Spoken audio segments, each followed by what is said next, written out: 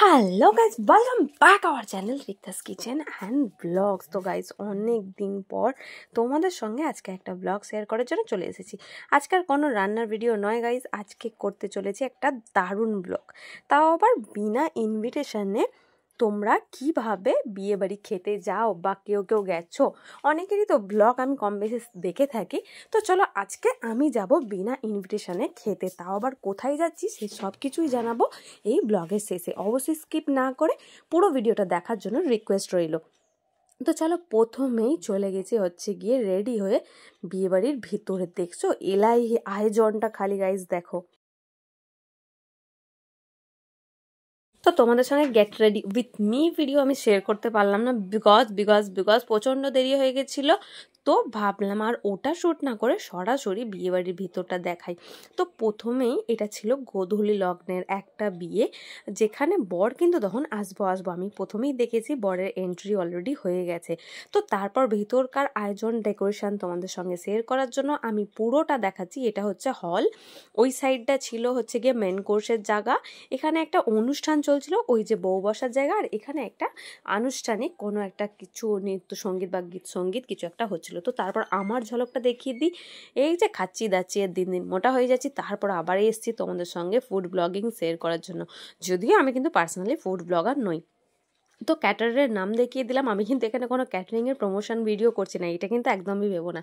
Just বিনা ইনভিটেশনে কী কী খেয়েছি, কোথায় গেছি, কীভাবে গেছি বা কীরকম এনজয় করেছি সেটাই তোমাদের সঙ্গে জাস্ট শেয়ার করার জন্য। তো এখানে প্রথমেই ছিল গন্ধরাজ, এটা কি যেন মানে স্যাটে, সরি গন্ধরাজ স্যাটে।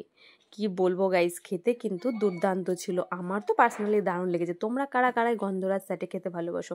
তারপর এখানে কি একটা ছিল হারা বারা কাবাব, যেটা খেতে মোটামুটি একদমই মানে খুব একটা ভালো লাগেনি।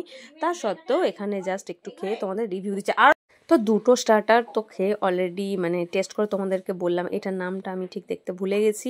তো প্রথমে বললাম এটা কোনো প্রমোশনের ভিডিও নয়, তাই কিন্তু মানে বেসিফিক তোমাদেরকে নাম ধরে ধরে বলছি না। জাস্ট খেতে কীরকম হয়েছে, কত ধরনের আইটেম হচ্ছে সেটা তোমরা কাউন্ট করে আমাকে জানিও যে কতগুলো আইটেম খেলাম। আমার তো এখনও পর্যন্ত 3টে খেয়েছি। ওটা কি চিকেনের একটা রেসিপি ছিল, আমি ঠিক বুঝতে পারিনি। তারপর ছিল চিংড়ি, এটা চিংড়ির পকোড়া না চিংড়ি ফিশ ফ্রাই কি বলে আমি নিজেও জানি না।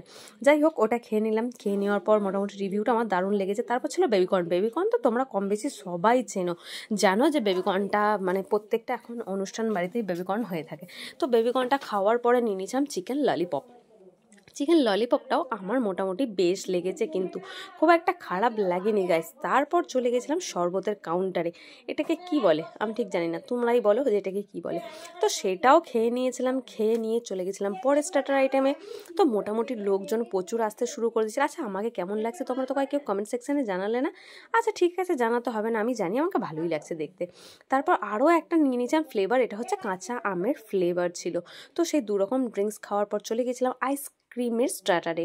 তো এই দেখো, এটা হচ্ছে কুলফি টাইপের। আমার কিন্তু আইসক্রিমটা পার্সোনালি দারুণ লেগেছে গেছে, মনে হচ্ছিলো আরেকটা খাই, বাট ঠান্ডা লেগে গেছে। তারপরে আবার মেন কোর্সে যাব। আরও এক ধরনের এই দেখো লেবুর আইসক্রিম ছিল, মানে লেবুর খোলার মধ্যে আইসক্রিমটাকে ঢোকানো হয়েছিল।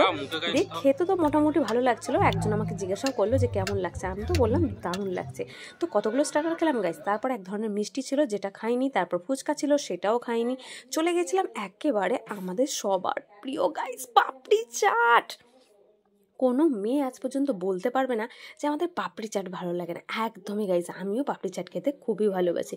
তারপর নিয়ে নিয়েছি 1 প্লেট পাপড়ি চাট, যেটা খেতে আমার অসম্ভব লেগেছিল। খেতে পারছি না, তাও জোর করে খেয়েছি। এই দেখো জাস্ট লুকটা, ও মাই গড অসম ছিল। মানে পাপড়ি চাটের স্বাদটা যে এতটা ভালো ছিল তোমাদের জাস্ট বলতে পারবো না। আচ্ছা, তোমরা কোনো বিয়েবাড়িতে গিয়ে স্টার্টারে কি কোনোদিন পাপড়ি চাট খেয়েছো? এই দেখো খেতে খেতে দেখলাম বর চলে এসছে। এদিকে সবাই খেতে ব্যস্ত, ওদিকে বরের কাজ করছে। তোমরা কোন কোন বিয়ে বাড়িতে গিয়ে বিয়ে না দেখে নিজেরা খাওয়ার জন্য স্টার্টারের আইটেমে চলে যাও বলো তো?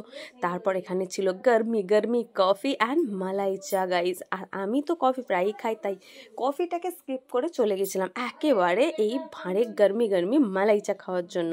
তো চলো খেয়ে দেখা যাক যে চাটা কেমন খেতে হয়েছে। আমার তো দারুণ লেগেছিল, কিন্তু চায়ের কোয়ান্টিটিটা কতটা অল্প দিয়েছে তোমরা নিজেরাই দেখে বুঝতে পারছো। তারপরে চাটা খাওয়া হয়ে গেছিলো।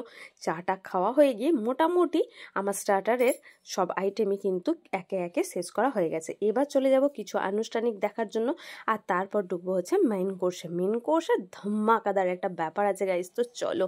এই আয়োজনটা তোমাদের কেমন লাগছে? তোমরা কি কেউ বুঝতে পারছো কোথায় বিয়ে বাড়ি এসছি বা কার বিয়ে?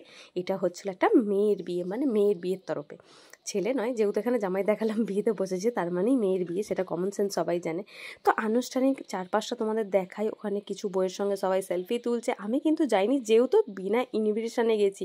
সেখানে বইয়ের সঙ্গে সেলফি তুললে বউ যদি জিজ্ঞাসা করে, মানে মেয়ে যদি জিজ্ঞেস করে তোমরা কে, তো গাইজ বলতে পারবো না। ফাইনালি চলো চলে যাওয়া যাক মেন কোর্সে। অনেক তো আড্ডা মারা হলো। এই যে কেটারারে প্রমোশন করে দিলাম তোমাদেরকে গাইজ, জাস্ট দেখো খাওয়ার জায়গাটা কতটা দুর্দান্ত করেছে।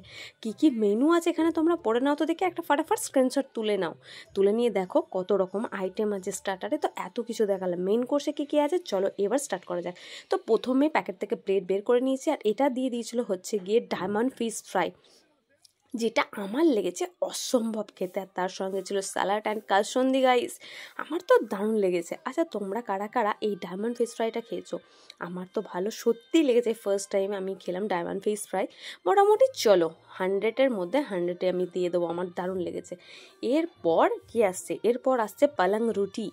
একদমই গাইস, পালং রুটি ছিল, আর আচারি চিকেন অ্যান্ড আচারি আলুর দম।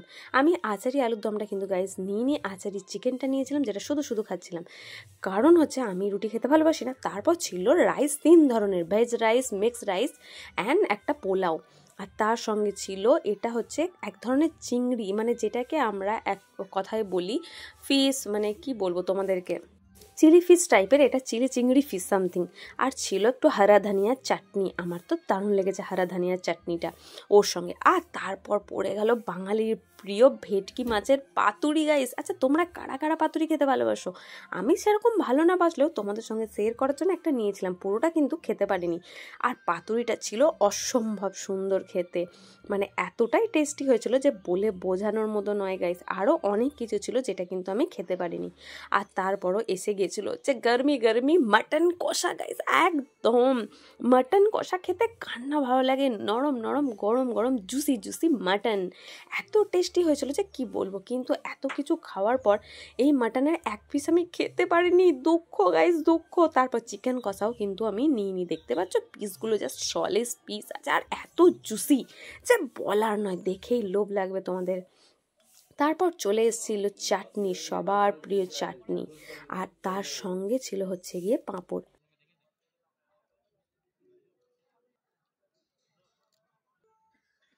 এরপর ছিল তোমার মুখে না ঢোকানোর মতো বড় বড় রসগোল্লা, আর সঙ্গে ছিল একটা সন্দেশ। তো এখানে আমি আমার খাবারের মেন কোর্সের আইটেম শেষ করলাম। এরপর চলো চলে আসি হচ্ছে গিয়ে ডাবের পানি। ডাবের পানি খেতে কারা কারা ভালোবাসো গাইস বলে ফেলো তো দেখি।